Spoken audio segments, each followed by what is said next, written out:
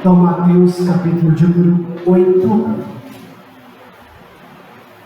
a partir do versículo 23. A palavra do Senhor nos diz assim: Então, entrando ele no barco, seus discípulos o seguiram. E eis que sobreveio no mar uma grande tempestade, de sorte que o barco era varrido pelas ondas. Entretanto, Jesus dormia. Mas os discípulos vieram acordá-lo, clamando: Senhor, salva-nos, pereceremos. Perguntou-lhes então Jesus: Por que sois tímidos, homens de pequena fé? E levantando-se, repreendeu os ventos e o mar, e fez-se grande bonança. E maravilharam-se os homens, dizendo: Quem é este, que até os ventos e o mar lhe obedecem? Feche os seus olhos, vamos orar mais uma vez. Peça a Deus que fale no seu coração nesta noite, em nome de Jesus.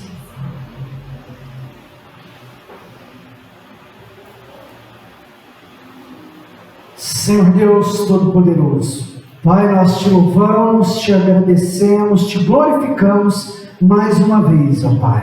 Agora em especial pela Tua Palavra, que é sempre viva e eficaz, sempre produz em nós o propósito pelo qual o Senhor a designou. Nós te agradecemos, ó Pai, em nome de Jesus, e te pedimos: fala sim, ó Pai, fala aos nossos corações nesta noite, em nome de Jesus. Amém e amém, Senhor. Meus irmãos, existe uma história na Bíblia de um homem, um servo de Deus, um profeta, chamado Jonas.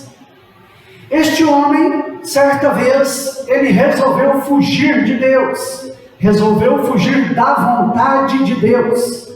Deus ordenou que ele fosse à cidade de Nínive e pregasse o evangelho ali aos bárbaros daquele lugar. E ele, diferente do que Deus ordenou, ele foi para outro lugar. E ele pegou um barco e foi para outro lugar com uma tripulação.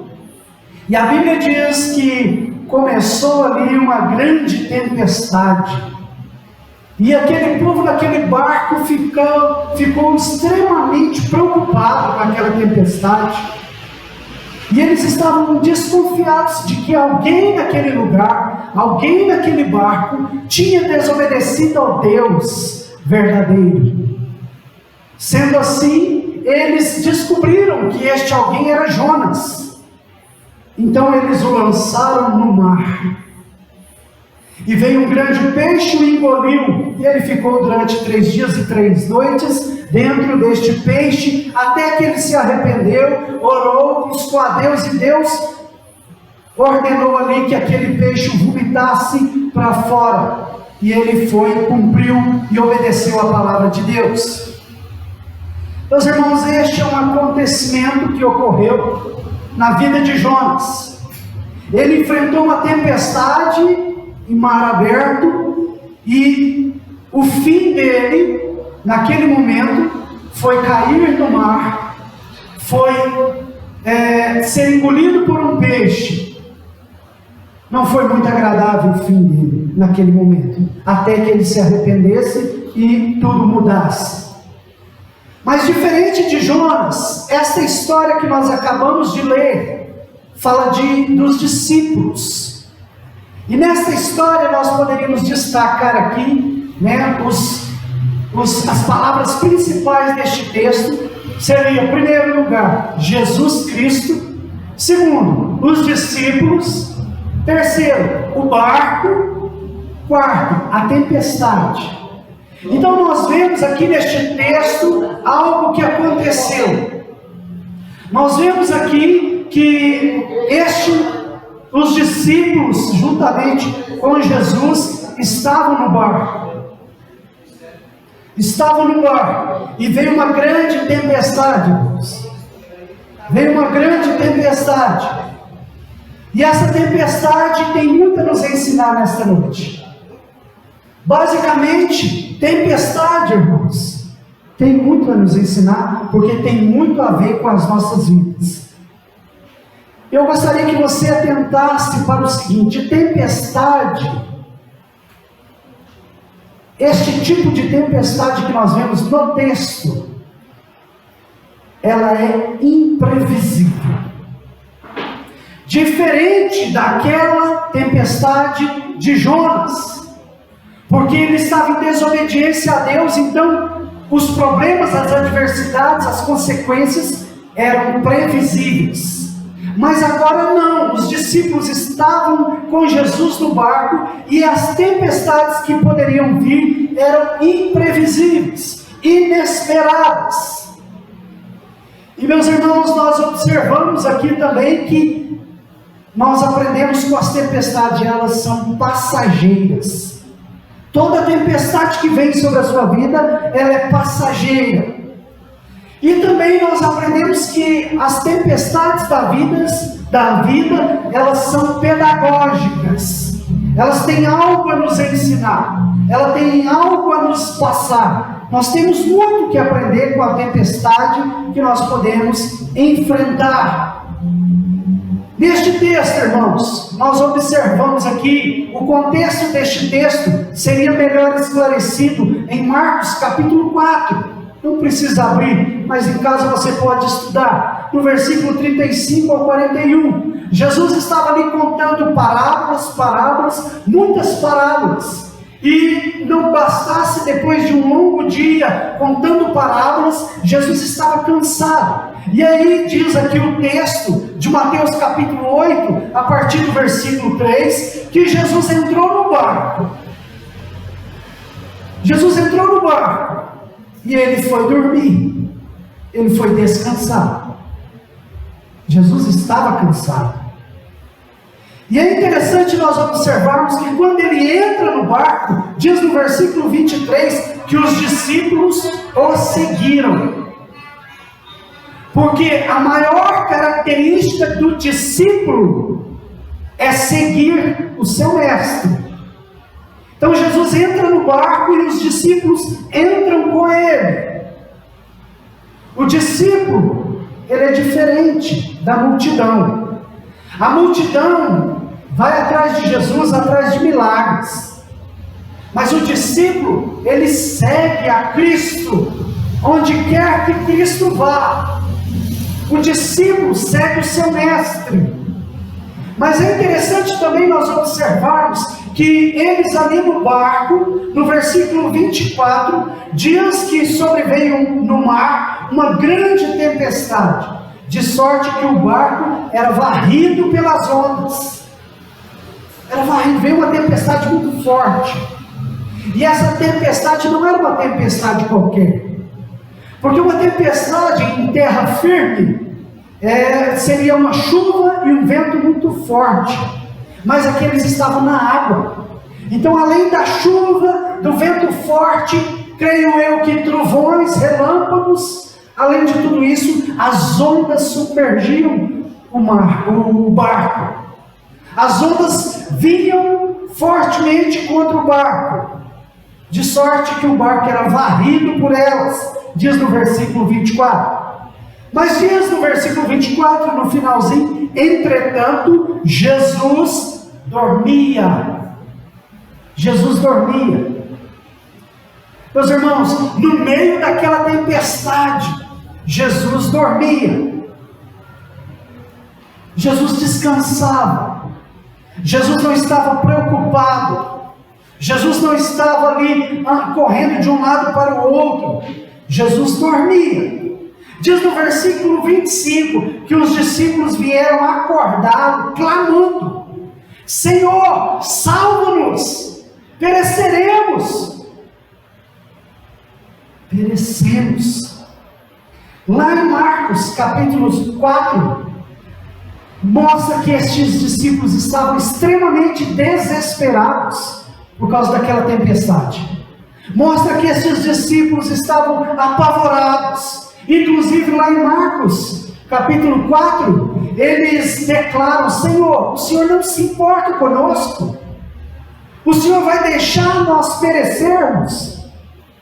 E aqui em Mateus capítulo 8, versículo 26, eles perguntam, Jesus pergunta a eles: por que sois tímidos, homens de pequena fé?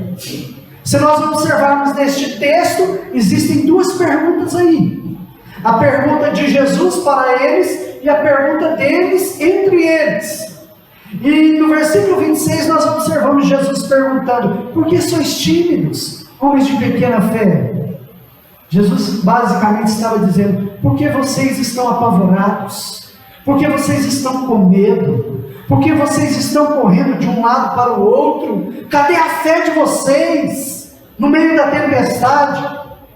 E Jesus levantou-se e repreendeu os ventos e o mar, e fez-se grande bonança, como diz o versículo 26. Fez-se grande bonança. E aí os discípulos ficaram maravilhados. Os discípulos ficaram extasiados. Os discípulos ficaram admirados com tamanho poder, com tamanha autoridade, com tamanha glória vinda deste ser, Jesus Cristo. E diz que eles se perguntavam uns aos outros: quem é este que até os ventos e o mar lhe obedecem? Quem é este que até os ventos e o mar lhe obedecem? Meus irmãos, nós poderíamos simplificar a resposta de ambas as perguntas. Jesus pergunta: por que sois tímidos, homens de pequena fé? Por que estão com medo? Nós poderíamos simplificar dizendo que nós muitas vezes, o ser humano muitas vezes, no meio da tempestade, ele fica apavorado, simplesmente porque ele é humano, simplesmente porque ele é humano, e ele não está livre dos sentimentos de um homem: medo, temor, preocupação, ansiedade. Quantas coisas nos arremetem diante da tempestade? E a pergunta que eles fazem uns aos outros, nós poderíamos também simplificar respondendo: quem é este que até os ventos e o mar lhe obedecem? Esse é Jesus. Esse é o Filho de Deus. Esse é o Deus encarnado. Esse é o Deus vivo e verdadeiro. Esse é o Verbo vivo de Deus. Esse é o Cordeiro de Deus que tira o pecado do mundo. Este é o Deus que deixou a sua glória e veio à terra para alcançar homens pecadores. Este é Jesus Cristo. Mas, meus irmãos, é interessante nós observarmos a grande diferença entre Jonas e os discípulos. Jonas sofreu com a tempestade, porque Jonas estava fugindo de Deus. Mas não há nenhum lugar que um homem possa fugir de Deus. O próprio salmista, no Salmo 139, ele chega a dizer: para onde me ausentarei da tua presença? Se suba aos céus, lá estás. Se faça a minha casa no mais profundo do abismo, lá tu também estás. É impossível fugir da presença de Deus. Jonas não sabia, mas Deus estava lá no barco também. Só que Deus ali se manifestou com ira, com correção na vida de Jonas. Diferente agora aqui dos discípulos, que Jesus estava no barco, como a companhia sublime dos discípulos. E Jesus, meus irmãos, ele aqui estava discipulando, ensinando os seus discípulos a caminharem a caminhada que Deus preparou para eles. Eles estavam no barco com Jesus. Eles não foram para o barco fugindo de Deus. Eles foram para o barco porque Jesus foi para o barco. Eles estavam no barco com Jesus. Certamente, Nós poderíamos aqui entender o barco como a nossa vida, a sua vida. A sua vida é um barco. A nossa igreja é um barco. A sua família é um barco. O seu trabalho é um barco. A pergunta é: você está nesses lugares fugindo de Deus? Ou você está com Jesus neste barco?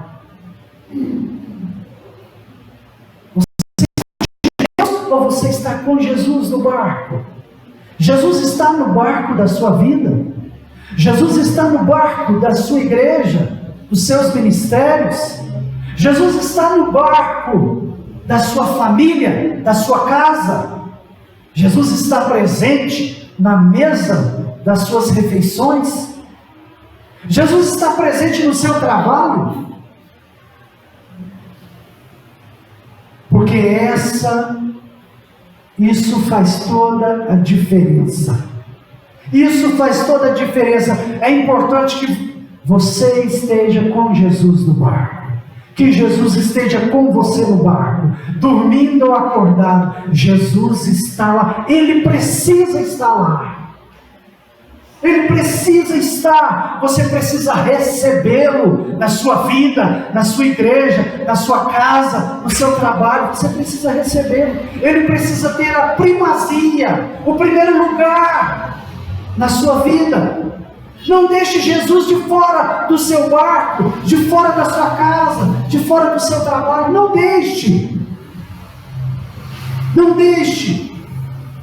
É interessante nós observarmos que mesmo Jesus estando no barco, houve uma grande tempestade contra aquele barco.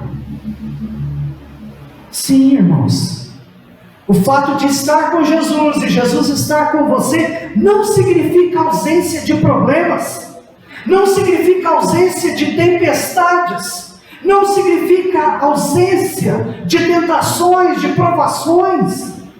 Não, irmãos. Mas a tempestade, você precisa estar no barco com Jesus durante ela. Você precisa estar no barco com Jesus. A tempestade é algo que muitas vezes vem para te derrubar, para te desanimar, para te tirar do caminho, dos trilhos. A tempestade é algo que muitas vezes vem, mas como eu disse no início, a tempestade, na vida do cristão, ela é pedagógica. Ela vem para ensinar, ela vem para mostrar, ela vem para te aproximar do Senhor Jesus.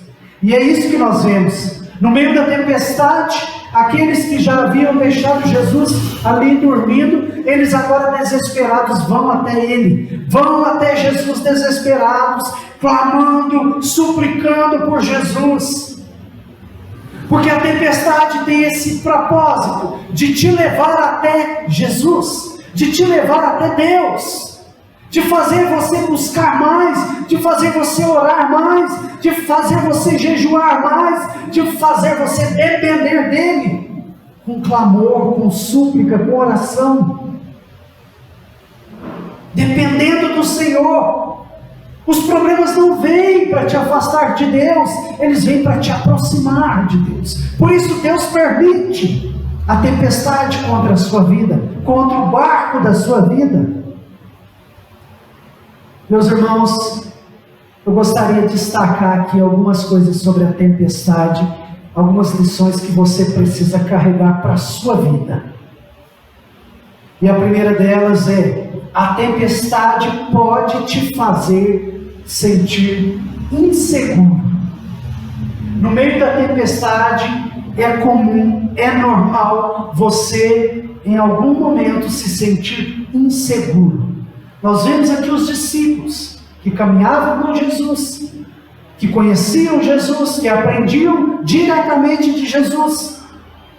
Mas estes discípulos, eles se sentiam inseguros, preocupados, por causa da humanidade deles, por causa da sua humanidade. Talvez a tempestade venha sobre a sua vida e você fica desesperado, fica inseguro, fica com medo. Como eu disse hoje pela manhã, tem coisas que acontecem nas nossas vidas que nós chegamos a pensar: não tem mais jeito, acabou. Tem coisas que podem acontecer no seu casamento que você diz: não, agora acabou, não existe mais casamento. Tem coisas que pode acontecer à sua família que você pensa: não tem jeito, não tem conserto. Tem coisas que pode acontecer na nossa igreja, na sua igreja, que você pode pensar: não tem mais lugar para mim naquele lugar. Talvez até no seu trabalho, na sua casa. E é normal você se sentir inseguro, pois você é humano. Você é humano. No meio da tempestade, se prepare, porque você pode se sentir inseguro. Em segundo lugar, a tempestade pode ser forte, mas Jesus está no controle. Jesus dormia. Sabe por que Jesus dormia? Porque Jesus não se abala com tempestade alguma. Para Ele não há tempestades. Para Jesus não há calamidades, porque Ele está acima de tudo e de todos. Nada arranha a gloriosa soberania de Cristo. Nada tira a paz de Cristo. Nada pode trazer temor ao coração de Jesus. Nada pode tirar um pouco da glória de Deus, porque Ele está no controle. Ele é soberano, Ele é Deus, Ele é o Criador, Ele é o Redentor, Ele é o Consolador. Ele sabe muito bem o que faz. Ele não somente conhece e prevê o futuro, Ele escreve o futuro. Ele tem o domínio, Ele tem o controle sobre todas as coisas. Então a tempestade pode ser forte para você, mas para Jesus ela está debaixo do domínio das suas mãos, do controle da sua vontade. Por isso Jesus estava dormindo. Jesus não estava dormindo porque simplesmente estava cansado, porque simplesmente estava desanimado. Não. Jesus estava em paz, tranquilo, porque Jesus tem o poder e o governo sobre os seus ombros. Jesus Cristo, irmãos, Ele estava em paz, dormindo, talvez ali esperando os discípulos se aproximarem dele, esperando os discípulos clamarem, pedirem socorro. Eu sempre tenho falado aqui, irmãos, Deus tem os seus decretos, inclusive Deus decreta manifestar a sua glória na terra, muitas vezes através da sua oração. Muitas coisas não podem estar acontecendo na sua vida, e Jesus está dormindo. Mas Ele não está dormindo porque Ele não se importa com você. Ele está dormindo porque Ele aguarda o seu clamor, Ele aguarda a sua oração, Ele aguarda a sua dependência dEle, para que quando algo Ele fizer, você venha reconhecer que vem dEle a providência, que vem dEle o sustento, que vem dEle a resposta, não do acaso. Então a tempestade pode ser forte, mas Jesus está no controle. Em terceiro lugar, a tempestade não é seu fim, mas é a oportunidade de você exercer a sua fé em Cristo. A tempestade, não importa qual tempestade você passou ou esteja passando, ela não é seu fim, não está acabado. Há esperanças para você. Ela é a oportunidade de você exercer a sua fé em Cristo. Ela é a oportunidade de você colocar em prática o seu conhecimento de Deus. Ela é a oportunidade de você declarar a sua fé diante de Deus, diante da igreja, diante da sociedade. Assim como Paulo, eu declaro, eu sei muito bem em quem tenho crido, e estou bem certo de que Ele é poderoso para guardar o meu depósito, o meu tesouro, até o dia final. A mulher de Jó, no meio daquele tamanho sofrimento, diz para ele amaldiçoar a Deus e morrer. E Jó levanta e diz: eu sei que o meu Redentor vive, e que por fim Ele há de se levantar na terra. Redentor, Salvador. Ele estava declarando: eu sei que o meu Salvador vive, e eu tenho esperança que Ele vai vir ao meu encontro. Ele já estava declarando ali com a sua resposta a vinda de Cristo, o Redentor, o Salvador. Isso é fé, irmãos. Isso é fé. É quando você não vê solução, é quando você não vê alternativas, mas você simplesmente crê. E porque você crê, você ora. E porque você ora, Deus ouve. E Jesus acorda. Jesus acorda. E Jesus se levanta. Você precisa exercer a sua fé no meio da tempestade. A tempestade não é seu fim, mas é a oportunidade de você exercer sua fé em Cristo. Em quarto lugar, a tempestade não é seu fim, mas é a oportunidade de Jesus operar milagres em você.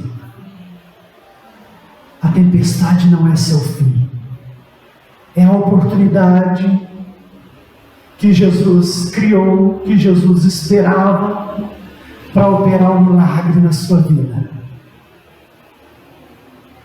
Meus irmãos, somente aqueles que estão em Cristo veem, percebem, creem, aguardam tais milagres e não perdem a esperança, e não desanimam, e não voltam atrás, porque eles sabem que os problemas que eles passam, que as tempestades da vida, seja na casa, na família, no trabalho, no casamento, nos relacionamentos, na igreja, as tempestades são uma oportunidade de crescimento, uma oportunidade de você ver, contemplar com seus olhos o agir de Deus na sua vida, o agir de Deus na sua família, o milagre de Jesus em você. Milagre só é necessário quando não há mais como o homem fazer mais nada, porque de fato a tempestade para o homem é incontrolável. O homem não tem poder sobre a tempestade, as tempestades da vida, as adversidades, os problemas. O homem não tem poder sobre a chuva, sobre o vento, sobre o mar. Mas é a oportunidade de Jesus operar um milagre na vida dele. Quando ele simplesmente declara: Senhor, eu nada posso, eu nada sou, eu vou perecer, Senhor. Salva-me, salva-nos, perecemos, estamos perecendo, estamos perecendo. Essa é a oração que muitas vezes Jesus espera você declarar para Ele operar um milagre. É quando você deixa de tentar resolver as coisas com a sua própria força, com a sua própria inteligência, com o seu próprio entendimento, e confia e descansa somente nele, e corre para Ele, e busca nele a solução dos seus problemas. Em quinto e último lugar, a tempestade não é seu fim, mas é a oportunidade de Jesus ser glorificado na sua vida. A tempestade não é o seu fim, é a oportunidade de Jesus ser glorificado na sua vida. Assim como Jesus manifestou um milagre ali, declarando, como diz lá em Marcos capítulo 4, acalma-te, mar. Para, aquieta-te. Jesus deu ordem ao mar, deu ordem aos ventos, operou o milagre, aquilo que o homem não pode fazer. E Jesus foi glorificado nisso, porque os discípulos creram, os discípulos ficaram maravilhados, ficaram perplexos, ficaram admirados. Quem é este que até os ventos e o mar lhe obedecem? A tempestade não é o seu fim, ela é a oportunidade de Jesus ser glorificado na sua vida. Ela é a oportunidade da glória de Deus ser manifesta na sua vida. Ela é a oportunidade das pessoas que te cercam, te veem, te rodeiam, olhar para você e dizer: de fato, o Senhor é com ele, o Senhor é com ela. Realmente, Deus é na vida dele, é na vida dela. Deus tem cuidado deste. Porque olha a situação que ele estava, olha a situação que ela estava. E agora olha como eles estão agora. Olha o milagre, olha o que Deus fez. Meus irmãos, Deus glorifica o nome dele na sua vida, para que as pessoas creiam, temam e tremam diante da palavra dele, e vejam o poder glorioso dele. E quando as pessoas reconhecerem Deus na sua vida, aí sim, elas vão parar para ouvir o que você tem para falar de Deus. Elas vão parar para ouvir o que você tem para falar de Jesus. Tempestade não é seu fim. Ela é uma oportunidade de Jesus ser glorificado na sua vida. Meus irmãos, o discípulo, ele segue o seu mestre. E os discípulos seguiram a Cristo para o mar, para o barco. E ali eles enfrentaram uma tempestade fortíssima. E na hora do desespero, eles correram para Jesus, eles clamaram a Jesus. E Jesus levantou-se e ordenou que tudo voltasse ao normal, e houve bonança. Jesus tem poder para trazer paz sobre a sua vida, tem poder para trazer bonança na sua vida. Jesus tem poder, mas você precisa entender que você precisa clamar, você precisa se aproximar dele, você precisa se prostrar diante dele, reconhecendo que somente ele tem todo o poder. A tempestade não é o seu fim. A tempestade pode até ser forte, mas Jesus tem o controle sobre tudo, sobre todos, sobre a tempestade, o mar, o vento, a chuva. Ele tem o poder. Por isso nós cantamos aqui: não há doenças, não há culpa, não há pecados, irmãos. Não há pecado, nada que possa resistir à mão poderosa do Senhor. Porque agindo Deus, quem impedirá? Por isso, meus irmãos, pecou, confesse, peça perdão, se arrependa. Não há impossíveis para Ele, não há nada demasiadamente difícil para Ele. Caiu, destruiu, perdeu o caminho, está cansado, está sofrendo. Busque aquele que pode fazer novas todas as coisas, que pode restaurar a sua vida, a sua família, o seu ministério, os sonhos que Deus colocou no seu coração. Feche os seus olhos em nome de Jesus. Coloque-se diante de Deus nesta noite. Eu não sei se porventura você tem passado por adversidades. Eu não sei.